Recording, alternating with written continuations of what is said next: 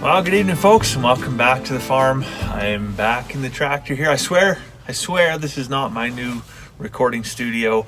It's just, this is what nature has given me. So typically I'll try and come in the shop, record a little bit of something for you guys if, it's super dark outside or very, very windy outside. Now, it's both of those today. Because it's like 9:30 at night. And we are currently in some kind of a weather watch. We're going to get 90-kilometer-an-hour winds all night. So it's a really kind of a batten down the hatches evening. I'm a little bit worried because, we have a bad history of something, that what we thought was secured here suddenly belonging to the neighbors, the next morning kind of thing. But fingers crossed, everything's going to stay put. The weather's been doing some absolutely wild stuff here the last few days. In fact, it's been on the top side of zero. The wind has been blowing, and the yard site right now is completely treacherous. I don't know if you can hear that. That's the other reason they come in the tractor. I'm just going to close the door right now. The other reason they come in the tractor is because we recently got a little kitten from a guy I work with, and he's just like, oh, it's the cutest little thing. It follows me all the way around the yard, but I can't keep it. Does your daughter want a cat? So I'm like, yeah, sure. Another little farm kitten, roam around, another little barn cat, never going to hurt anything. Keep the mice down. It's going to be great. We only have a couple cats here, and it never hurts to deepen the gene pool, I guess, so that, we don't have any kind of weird six-toed cats or anything like that. So begrudgingly, I'm like, okay, yeah, I'll drive out to Valhalla and I'll get this cat. And anyways, for as cute as it is so annoying. It meows and it meows and it meows, and it makes this noise like it's perpetually getting its tail stepped on.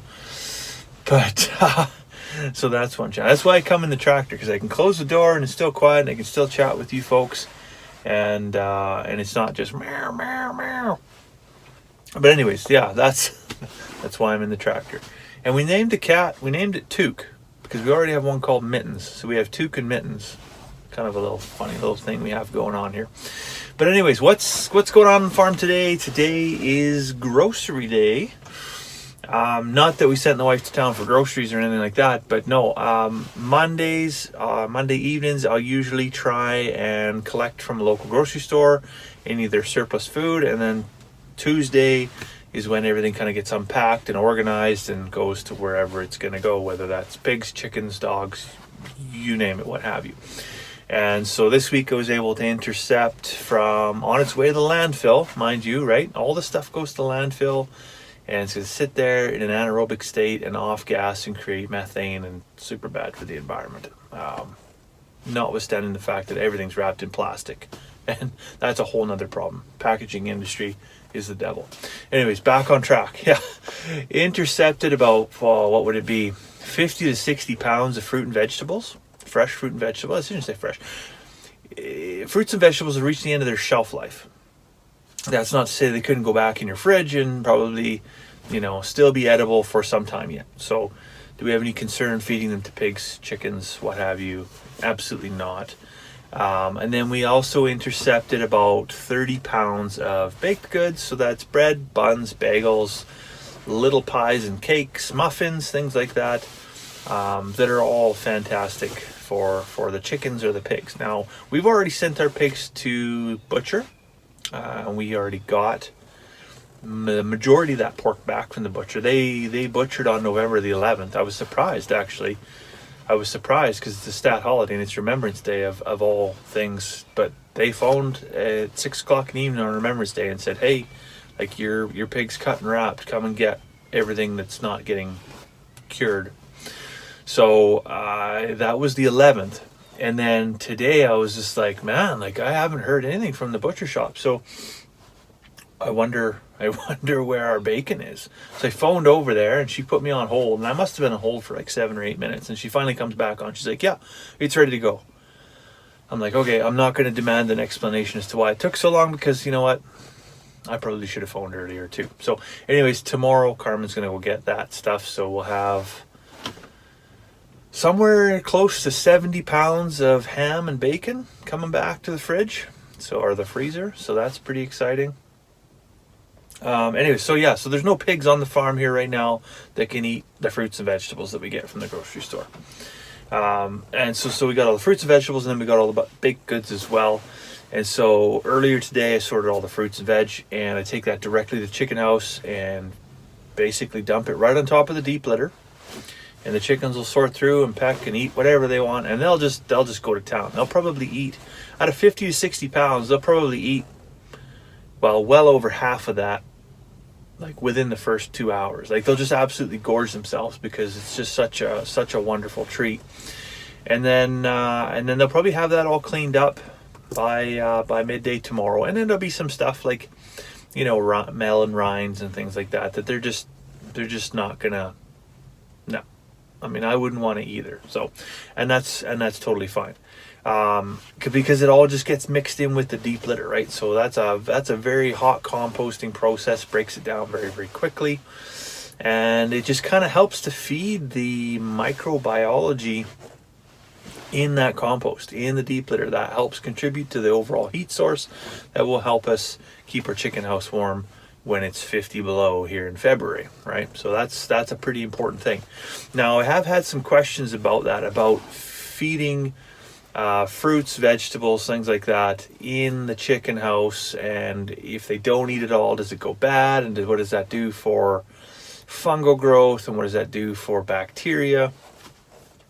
And so we're not in the realm of fungal growth because we're getting way too high temperatures to see that. We do see next year when we get that stuff out into the garden and everything's kind of cold, and it's then feeding all of the microbiology around it. We do see mushrooms pop up, and so that's fantastic. Fungus in the garden is actually a really good sign, because the mushroom, the little mushroom that you see poking up out of the ground is well, I mean, it's kind of like the tip of the iceberg, and there's just so much more happening underneath the soil. It's really exciting. This little thing called mycorrhizal fungi that creates like an almost cellular network out into the soil and connects all the plant life in the vicinity together, helps to share minerals, water, all the kind of soil nutrients and resources. It's amazing stuff. So how does this all play in the chicken house in regards to bacteria, and is that a concern? Well, I would say if you're going to a chicken house right now, the microbiology, the number of microbes or bacteria that's in the chicken house right now, I would say would venture to say it's probably in the trillions. Now that might seem like a very, very concerning number, but what you need to be aware of is we're not talking, like, bacteria isn't necessarily bad, right? There's good bacteria, there's bad bacteria, and so there's three types of bacteria actually. There's pests, there's predators, and then there's parasites, and those are the three things you really have to kind of keep in balance.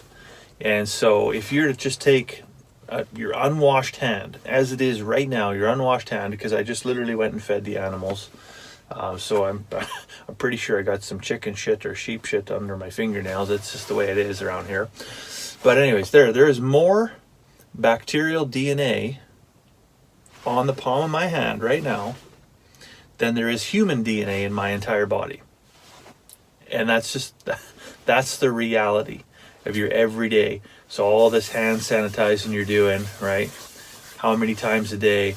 You're actually killing millions and millions and millions of beneficial bacteria, as well as tens of thousands, perhaps, of less than pleasant bacteria. So there's a downside to all that hand sanitizing you're doing.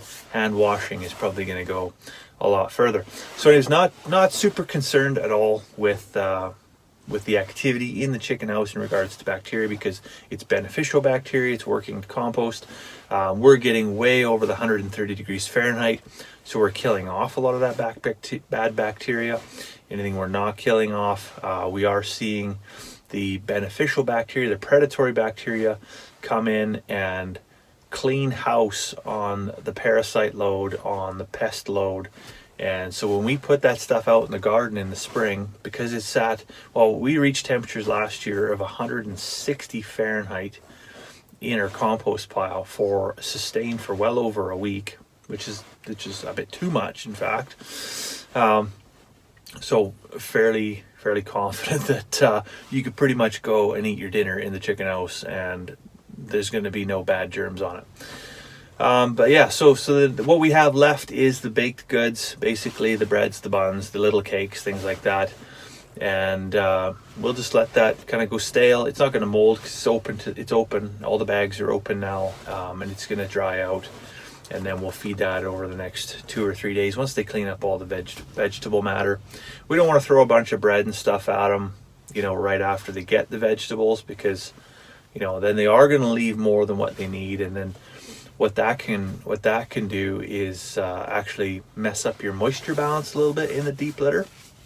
If they leave a lot of fruit or vegetable matter there unconsumed, and heightened moisture levels in your deep litter can then lead to unpleasant odors. So we're not gonna do that. So we let them clean that up a little bit. Then we start chucking muffins at them.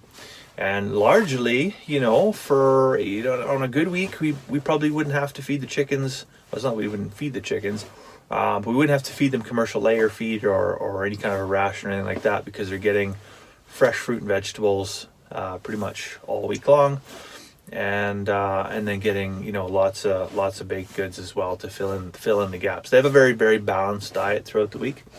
And it is a low-cost option for us, and so something you might want to consider talking with your local grocery stores. And to me it's important because I open, like I said, like 50-60 pounds of fruit and veg today, and well, it's the 30th of November, so none of that's coming from just down the road, right?